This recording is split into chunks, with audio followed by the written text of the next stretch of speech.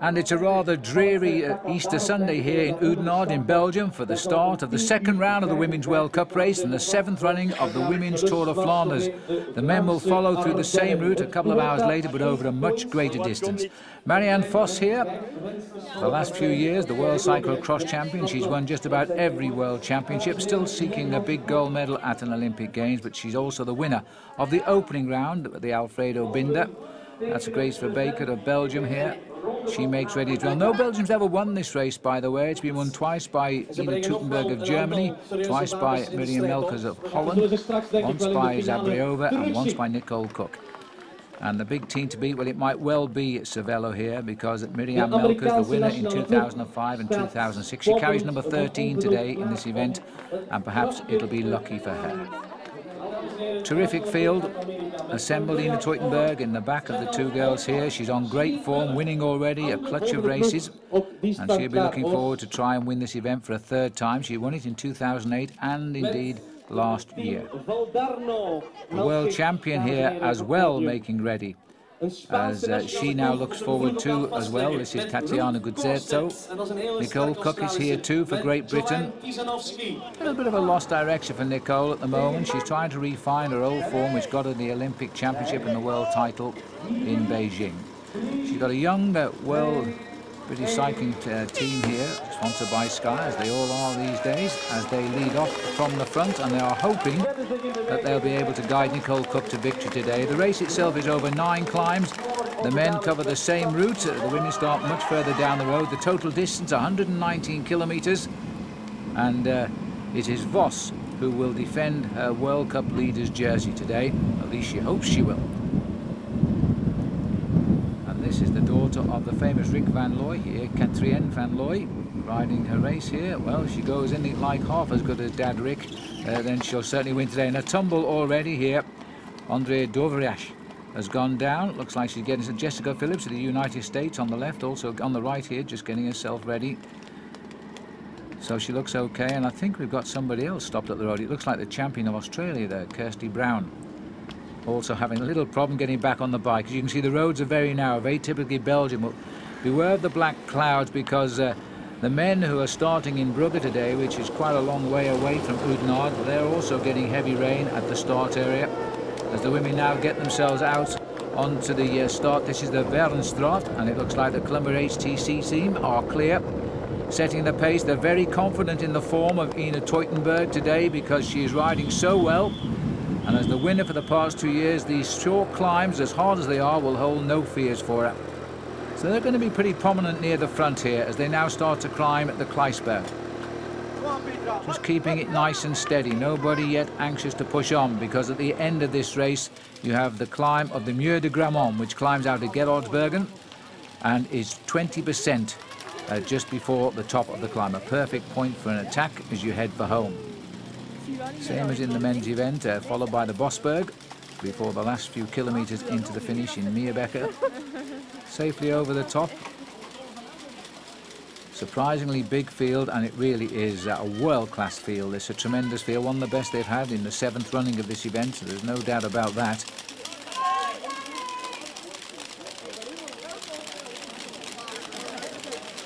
And looking at length of the peloton as we move on to the Knokteberg here, it looks as though Team Cervelo in those black jerseys trying to have a little say in affairs here.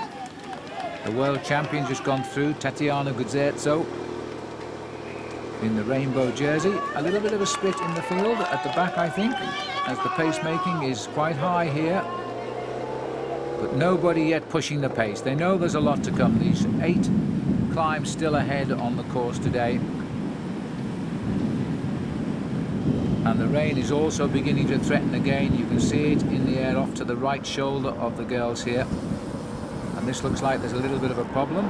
This is Judith Arndt calling for her team car. So she's gone back to the team car. Marianne Foss on the far side, just having a chat with a teammate. The plan perhaps being hatched. She's with Winander Spoor, I think it was there. On to the Eichenberg now. This is a rather nasty climb. As you can see, the roads are cobbled on many of these climbs here in the Ronde van Vlaanderen for the women. And the rain also making this extremely slippery. Now this will be very hard here now, because the cobblestones will become glacial and the girls are going to have to sit in the saddle just to keep those tyres on the stones. It's caught one or two of the British riders out here, I think. Daniela King slipping away, and just ahead of her there's Emma Trott. They're only a young squad. They're here to support Nicole Cook, but they're having to fight on the wet cobblestones now. That's Trott, number 265. And you can see just how unpleasant it is, these conditions, just for the moment. The pace being pushed on here. That's Grace Verbeek on the right from Belgium. Torrential rain. Judith Arndt has got herself back to the front, heading up towards the top of the Eichenberg. And the strong will out, of course, but it's not just the attacks coming from the strong women, it's also the elements for the moment. And just returning to the peloton there is Marianne Foss. Now, I don't know where she's been, but she's come back into the group, possibly just back to the team cars for a chat. I don't see any dirt on that white racing strip of hers. I don't think she's fallen, but she's come safely back in.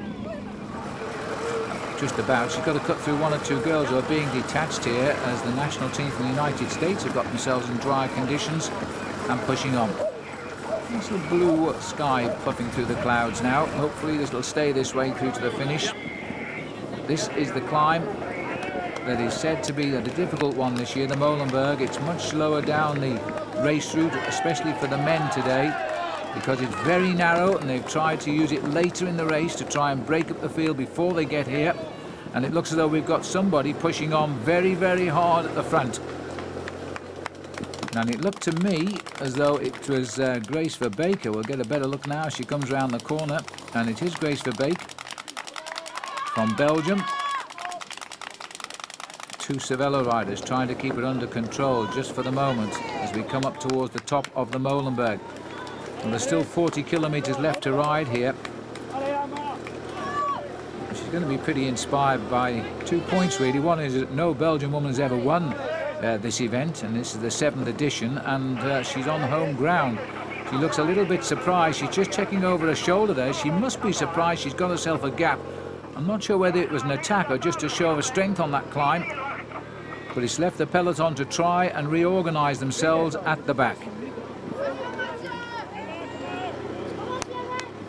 Well, she's taken on a lot there. She's going to try and go for gold from 40 kilometres out. It's not so much the distance, which is about an hour and 5 or 10 minutes of racing left. It's more the climbs that remain between the Molenberg and before we get to the finish in Meerbeke. You can see how narrow the roads are. The perfect attacking roads, though. Chilly but pleasant, the weather now. Easter Sunday in Belgium coming very early, as it has around the world, of course, this year. And as you can see, there's not a real sign of spring in the air just yet, but at least the sun is up on our right shoulder now. Grace Verbeek, Mrs. Consistent, or Miss Consistent, I guess you can call her. She hasn't actually enjoyed any major victories. She's had plenty of smaller wins, nothing big, but this is a serious attack, and she's got company because she's being drawn here by Adrie Visser, and that's a good teammate of Ina Teutenberg to come up, because that means HTC Columbia are not going to start the chase back if Visser can join the leader. She's done well to slip away from the front of the peloton. Suspect that they're probably marking Ina Teutenberg, and Adrie Visser getting clear. So Verbeek, the 25-year-old, is at the front. She's showing us on form. She had third to Emma Johansson in the Omloop van het Nieuwsblad, which is the old Het Volk Classic in the end of February, early March, and she got third there. She was 9th in the World Road Race Championship last year in Mendrisio in Switzerland, so she's always nearly there, and clearly got some confidence today, which is important. Very typical roads around the farmlands of Belgium, these concrete slabs. You just got to watch that black line down the middle where the slabs join. They have a nickname for that for cyclists. It's called Death Valley. If your wheel drops into it, it can cause a nasty fall. Now Verbeek is actually shouting at Visser here. Well, they speak the same language. Asking her for a little flick of the arm, saying, come on, give me a hand. The gap is around about 35 seconds at the moment. And this looks like we've had a crash on the right here, and that looks as though it's Marianne Foss who's gone down. It has. Quickly put new bottles in. You can see the right-hand side of her kit is dirty, so she has fallen. Now, these are the stragglers just ahead of her, but she may still be in the convoy. The convoy is up ahead, which puts the peloton some way ahead of those cars. But just look at the class of this woman. I think everybody has agreed that currently this is the finest women's cyclist currently racing, Marianne Foss. She's done just about everything. The last 2 years, she's been the world cyclocross champion. She started off with a win in the first round of the Women's World Cup this year, and look at that. Signal she won in a bottle, quick change. She really is a top professional, and she's still only 22 years of age. She's wearing the colours of the first leader of this year's World Cup, which she won last year, so she's defending that at the moment, but she needs to get back up to the peloton.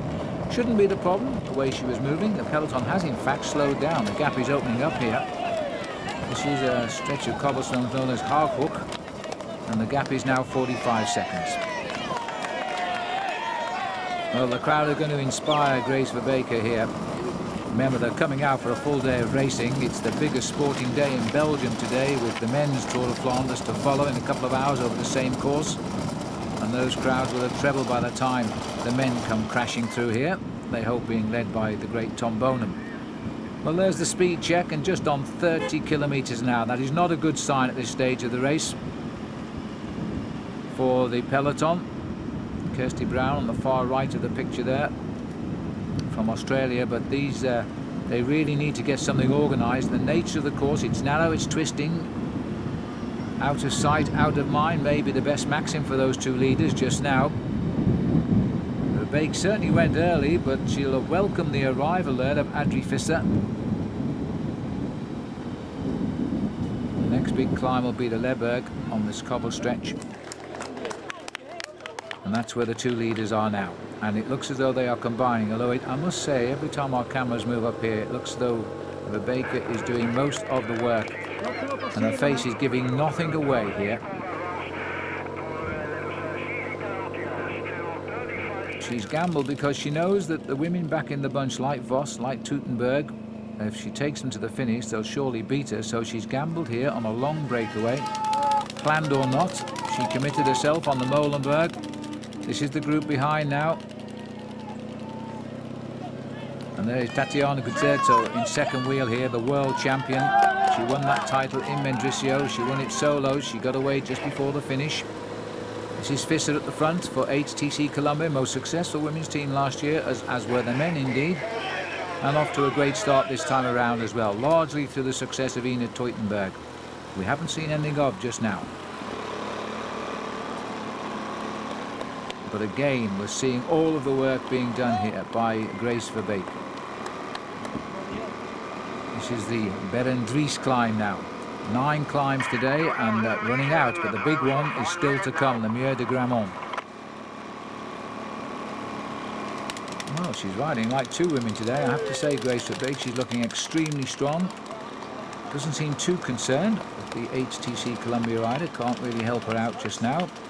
There may be an ulterior motive. She may not want to help her out, because she knows if Teutenberg comes back with the peloton, she'll surely win the sprint. She's the fastest finisher in it. Kristen Weil might have something to say about that. We'll see. Cervello on the front now, realising they've got to do something about this.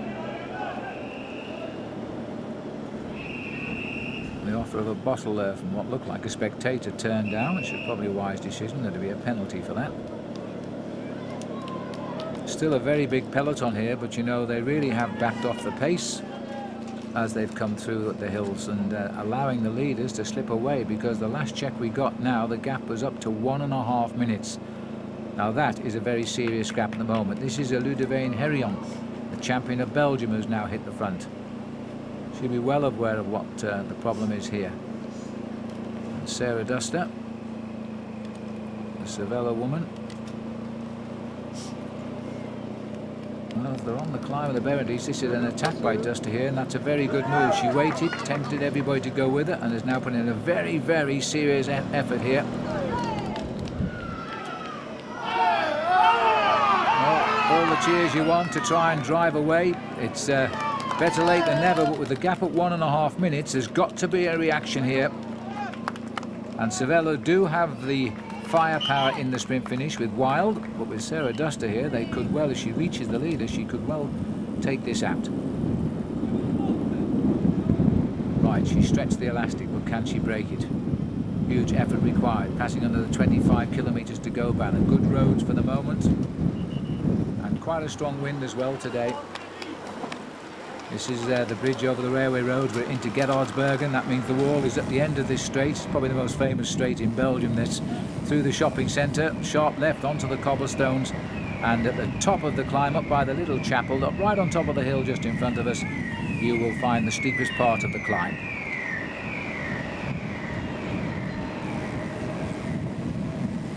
Narrow road down the centre here, usually a hustle-bustle of the centre of Gerardsbergen. Gap actually, because of that reaction by Sarah Duster, who I believe has been picked up now by the peloton, it is 1 minute the gap. So that counter move took half a minute off these two women. The Baker again setting the pace. I've only ever seen her on the front, I've got to be honest. Maybe the quirk of the cameras on the cut, but haven't seen a lot of work coming out of Adrie Visser. This is the pedestrianised area normally, but today the Tour de Flanders for women, 7th year, heading up to the sharp left turn. There's the grandstand. It'll be packed to the gills shortly as the men come through. Could be a crucial stage in the men's race, might be a crucial stage in the women's race right now. There's the peloton over that same railway bridge and driving very, very quickly now, all trying to get good position at the front before they make a left turn coming up, which is now cobbled all the way to the summit. And Visser is beginning to open a little gap here. She's making it pretty obvious she's going to try and push on this climb. If Visser has had any sign of weakness by now, I suspect that Baker will have sensed it, and she's going to put it to the full test. Once over the top of the Muur de Grammont, the wall of Grammont, they're on towards the last climb, the Bosberg. And then we're on towards the finish. Remember that the break went after 74 kilometres, some 40 kilometres from the finishing line. An attack on the Molenberg. Soon after the Molenberg, Grace Verbeeker was joined by Adrie Visser, and it looks like we've got 1 or 2 counter moves trying to come here now. This is what we expected.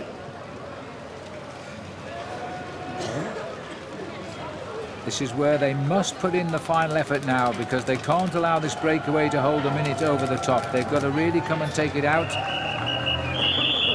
Noemi Cantella is up there near the front as well as we go back up to the leaders.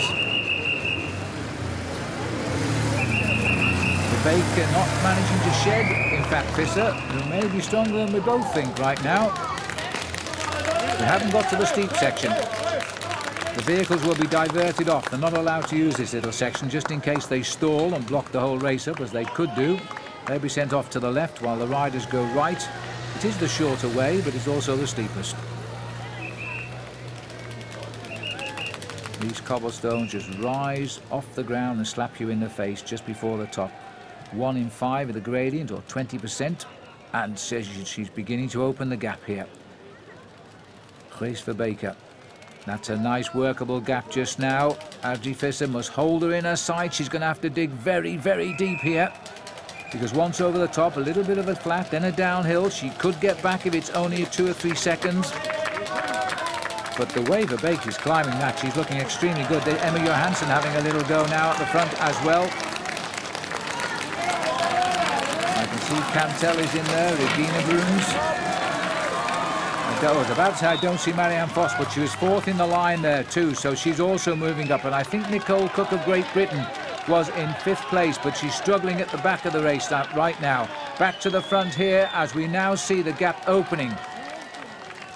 And you can see the steepness that really has put Adrie Visser in serious difficulty. There is the race. And there is Nicole Cook, so she's really struggling to maintain it now. She won this race back in 2007. Since then, it's been all Ina Teutenberg. But Nicole Cook, not quite on the form that we've seen her from the past. She rides now for the national team, for the British cycling team. And all cheers at the top for Belgium. We've never been in this situation before. A Belgian woman leading the Tour de Flanders for women at this stage of the race.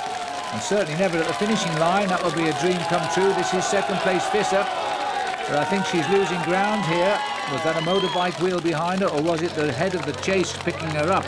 Because they're very, very close to her now. Emma Johansson.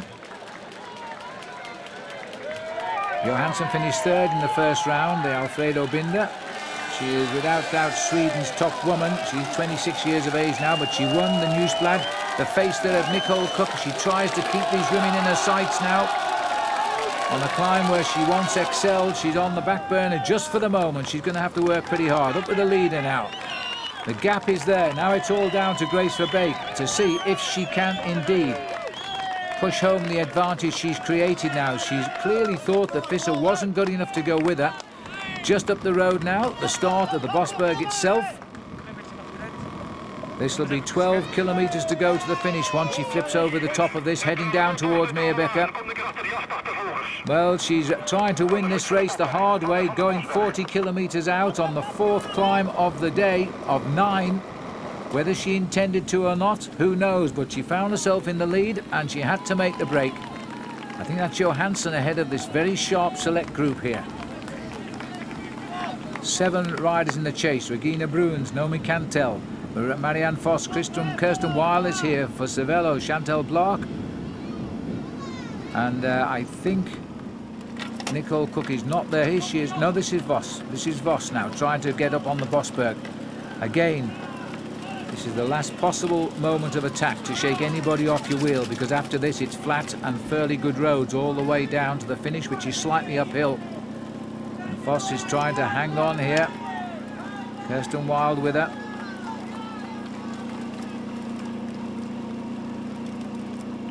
Final effort here by the woman who has been the World Road Race Champion, Marianne Foss. But she's been 3 times second in the World Championships since she won it in 2006. So the bridesmaid, but never the champion since 2006, but undoubtedly the finest woman cyclist of the moment.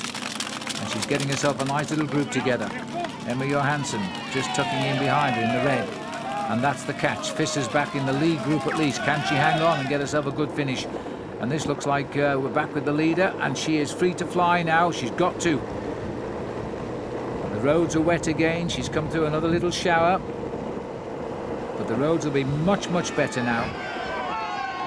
Grace Verbeek is going to be riding a dream just at this moment. Looking over to her right now is Johansson of Sweden to see what is going on here. Chantal Bloch, nearest camera at the moment, and Visser looks as though she's found her legs again here. She's working with the group. Foss goes through,